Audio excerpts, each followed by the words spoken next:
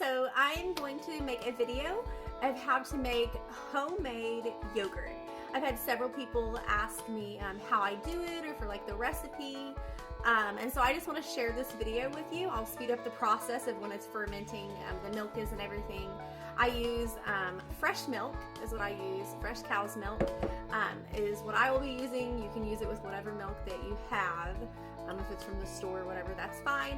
And then I also use a little bit of my yogurt from my last batch is what I'll be putting in.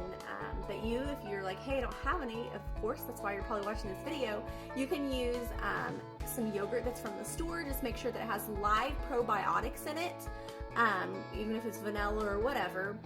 That's fine because you're going to be using 2 tablespoons of that. So if you need to use it from the store, that's not a problem. And then just always save a little bit. When you see you're getting really low, you want to save just a couple of tablespoons so you have it to be able to make more yogurt. I will say this yogurt is a little bit tart. You can put a little bit of honey in with it. I usually make a homemade granola with almonds and stuff, and I put that in with my yogurt and some strawberries, bananas, and stuff like that, so I don't really notice it too much because of all my fruit and my other stuff that is in with it. But if you're going to be eating it by itself or you want to put it in a smoothie, that's really good also. I do that for my husband every day. I put yogurt in his smoothie. So I hope this video helps you and follow along with me. So I use a meat thermometer is actually what I have, what I always use.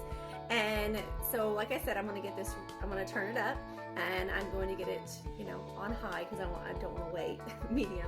But I'm going to get it between 180 and 190 is what I'm going to heat it to. So on my meat thermometer, it's just a little Walmart one. And then I just go in and I make sure I set my setting. Like now it says it's 112, 75 in my house because I'm always cold. So 112, so I'm going to just take that on up. So I'm just hitting the up button. There we go. 180, that's what I've got it on. The reason that we do this heating process is because if there's any bacteria that happen to be in this, especially where I use fresh milk, it's already been, well, it's not going to have anything in it because it's clean because she takes care of all that before I get it. Who I get it from. But from the store, whoever you get it from, wherever you get it from, I would still recommend doing this step just to make sure there's nothing live bacteria-wise in there. Okay, now that we reached that 180 temperature, I'm actually just going to turn off my stove. I'm gonna take it off the stove, I'm gonna move it. And I need to let it just set there and to cool. I wanna get it to 110 degrees. So, okay, now that we reached the 110 mark, yay!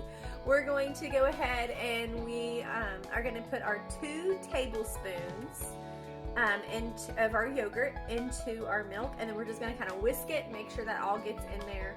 So 2 tablespoons of yogurt, either from the store, making sure it has probiotics, it's live cultures that are in that, or just some leftover or some from a friend.